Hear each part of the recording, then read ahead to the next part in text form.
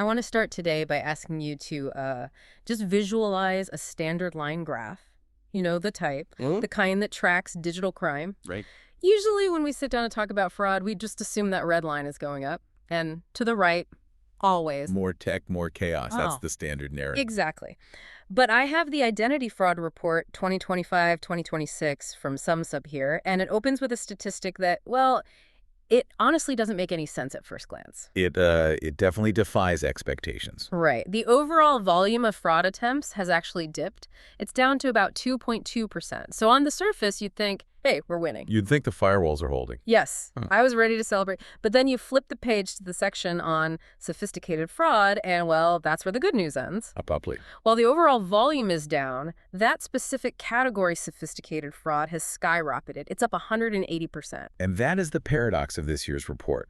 The noise is down, but the signal, the really dangerous high-tech signal, is so much sharper. That 180% is what's keeping people up at night. So welcome to the deep dive. Today, we are unpacking this report. We're going to figure out why fraud has gone from a volume game to a precision sport. And we'll get into a pretty terrifying term called telemetry tampering. And we're going to take a look at the very real human cost hidden inside these numbers. It's a completely different battlefield than what we were seeing even a year ago. It really is.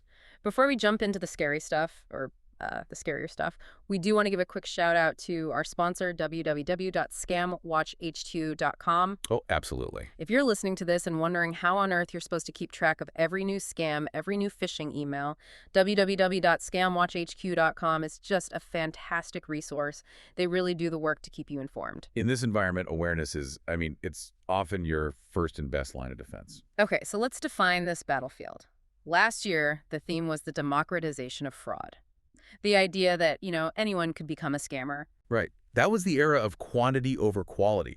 Just thousands of amateurs throwing, really crude Photoshop edits or stolen IDs at verification systems. It was messy. So messy. Great. And loud.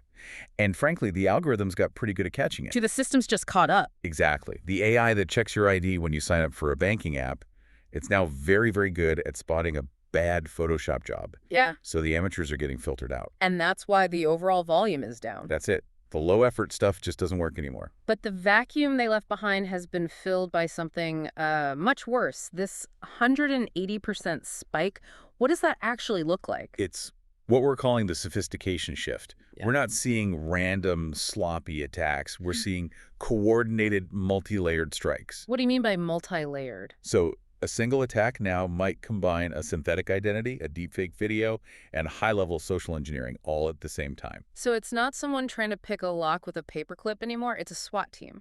That is a perfect analogy. And the battering ram they're using is AI.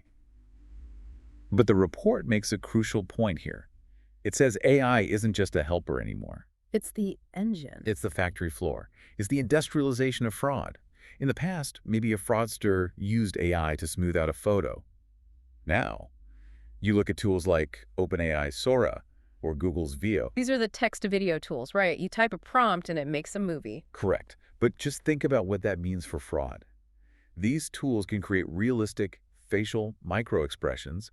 They can mimic lighting changes. They can bypass liveness checks. The blink or turn your head left check, that was supposed to be the gold standard. And that defense is now, it's pretty much obsolete.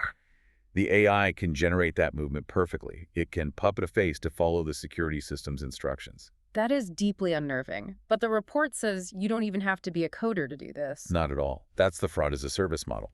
You can go on the dark web and find platforms that bundle all these high-tech tools into a user-friendly kit. A subscription service for crime. Essentially, yes. A low-skilled criminal can pay a monthly fee for what used to be state-level technology. So you have low-skill operators wielding very high-skill weapons. And honestly, if you're a CISO listening right now, this is the point where you realize your spreadsheets aren't going to cut it. I should mention that www.cisomarketplace.com is a great place for professionals to find the heavy-duty tools you need to fight this stuff. You absolutely need enterprise-grade defense now. Yeah. And it's not just the visuals. This is where we get into the really technical weeds. It's about telemetry tampering. Okay, circled this one. Trend 4. Telemetry tampering. It sounds like jargon from a sci-fi movie. What does that actually mean? Well, to get it, you have to think about how an app verifies you. It looks at the content, your face, your ID, Right. but it also looks at the context, the metadata. Is this a real iPhone? Is the camera feed coming from the actual hardware lane? So it's checking the plumbing, not just the water. That is a perfect way to put it. Telemetry tampering attacks the plumbing. It tries to fool the code, not the eye. Give me an example. How do they do that? One of the most common methods is an injection attack. Instead of, holding a phone up to a fake face, the fraudster injects a pre-recorded or AI-generated video directly into the system's data stream. So the camera on the phone isn't even on. The camera sees nothing, but the system thinks it's getting a live feed because the signal has been hijacked. It's a perfect digital fabrication fed straight to the API. That feels like a cheat code for reality. And it gets worse when you combine it with emulator farms. Okay, what's an emulator farm? Imagine one computer running software that makes it look like thousands of different brand new mobile devices. So they can try to break in, fail, and then instantly come back looking like a totally different person on a totally different phone. Millions of times over. They're overwhelming the system with fake freshness. The report says this attacks the fundamental signals of trust. If you can't trust the device and you can't trust the video, You're flying completely blind. that's the danger. This feels like a global game of whack-a-mole. But the moles have AI now. And speaking of global, let's look at the map. The regional differences here are wild. They really are. This feature is definitely not evenly distributed. Let's start in Africa. The numbers out of Zambia. They just floored me. The deepfake stat. Yes. Deepfake attacks in Zambia grew by 967% year over year. 1,000%. Why Zambia? It just shows how quickly a region can become a hotspot. As digital banking grows, the fraudsters follow the money instantly. But there's another issue in Africa that's less high-tech. That's awful. Now let's swing over to Asia Pacific.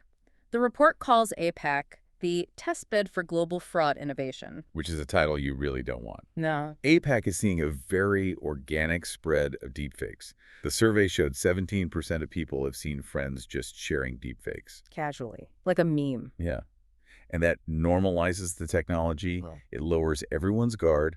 And the human cost there is, Yeah. it's just staggering. We have to mention the scam centers. The human trafficking angle. Yes. These are compounds where people are trafficked, held against their will, and forced to run romance scams and crypto scams, often under threat of violence. So the person sending you that hey text might literally be a victim themselves. It's a very dark reality. And then you have the state-sponsored level. The report brings up the contagious interview campaign. This was the North Korean hackers on LinkedIn. Yes. Posing as recruiters, targeting people in crypto, conducting interviews, and then sending a coding test that's actually malware. And that malware drains their crypto wallet. They netted $1.34 billion in 2024 alone. $1.34 billion. That's not crime, that's a GDP. It's state revenue generation through fraud. Hearing about this, it just highlights how hard it is to spot this stuff on your own. A fake recruiter on LinkedIn can seem so legitimate. That's why checking a resource like www.scamwatchhq.com is just a great habit to get into. Absolutely. Knowledge is your best armor. Let's move to the Middle East. A term popped up here, synthetic data. Fraud using this went up 540% there. What exactly is a synthetic identity? Think of it like a Frankenstein's monster of identity. Okay. So traditional identity theft is me stealing all your info. Yeah. Name, social security number, address. A synthetic identity mixes real data with fake data. How does that work? I might use a real stolen social security number. So it passes a credit check. Exactly. But I'll combine it with a totally made-up name and an AI-generated face. So who are they stealing from? That's the genius of it. They aren't stealing from a specific person. They're creating a new person from scratch. They build this profile, maybe get a small loan and pay it back to build a credit score. They're playing the long game. And then, once the credit limit is high enough, they bust out, max out everything and vanish. The person never existed, so there's no one to chase. That is incredibly devious. Okay, let's bring it home to North America, the U.S. and Canada. The report calls it a mature market. Meaning what? The defenses are high, so the low-level noise is gone. But the financial impact of the attacks that get through is huge. 74% of victims here had money stolen directly. And the report had some wild stories. We have to mention the rapper Sean Kingston. Right, a classic wire fraud scheme, but using his fame as leverage. He and his mother would buy expensive jewelry and cars. But the money never actually arrived. The wire transfers were fraudulent, they never went through. But the vendors trusted the celebrity persona and handed over the goods. And on the other end of the spectrum, there was the gold courier scam. This one is just cruel. It targets seniors. Fraudsters pose as officials, convince the victim their accounts are compromised, and tell them to convert their savings to gold for safety. And then they send a courier to the house to physically pick it up. A guy shows up at your door. It bridges the digital and physical worlds in the most terrifying way. It's an exploit of trust. And for our corporate listeners, this is exactly why you need a strategy, not just a tool. We mentioned them earlier, but www.cisomarketplace.com is where you can find partners to build those defenses. You need defense in depth, absolutely. So let's talk about industries. Who is getting hit the hardest? There was a surprise here. A big rebound in fraud hitting professional services. So consulting, legal, accounting firms, up 232%. Why are they going after lawyers? Document exchange. Think about it. That whole industry runs on sending PDFs, contracts, invoices. It's so easy for fraudsters to use AI to generate a fake invoice that looks absolutely perfect. So a company pays what they think is their monthly legal bill. But the bank details were changed, and the money goes straight to a criminal. And online media is still the #1 target. Yep, at a 6.3% rate. This is where you find the boiler rooms. The report mentions a case in Khaleesi, Georgia, where they used deepfakes to run these elaborate fake investment schemes on social media. It just never stops. So the billion-dollar question, how do we fight back? The report is clear on this. The era of the single check, just looking at an ID, is over. You need a hybrid model. Which means? You need automated AI for speed and volume, but you also need human experts for the complex cases. And you need a third layer, behavioral analysis. Like a person types if they hesitate. Exactly. A bot doesn't hesitate. A bot pastes a credit card number in a millisecond. A human might pause to read it. They're looking for the behavior of a human, not just the data. And we need all this because of what's coming next, the report's 2026 forecast. The AI agent. Sounds like we're back in science fiction? It's the next logical step. Right now, a criminal uses AI tools.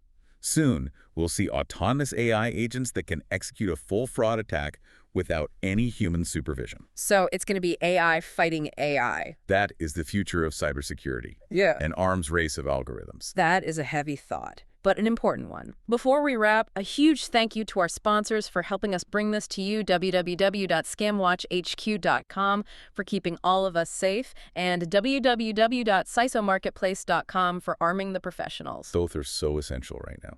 So as we sign off, what's the one thought you want to leave our listener with? We've covered a lot of ground. We have, but I think the core truth is this.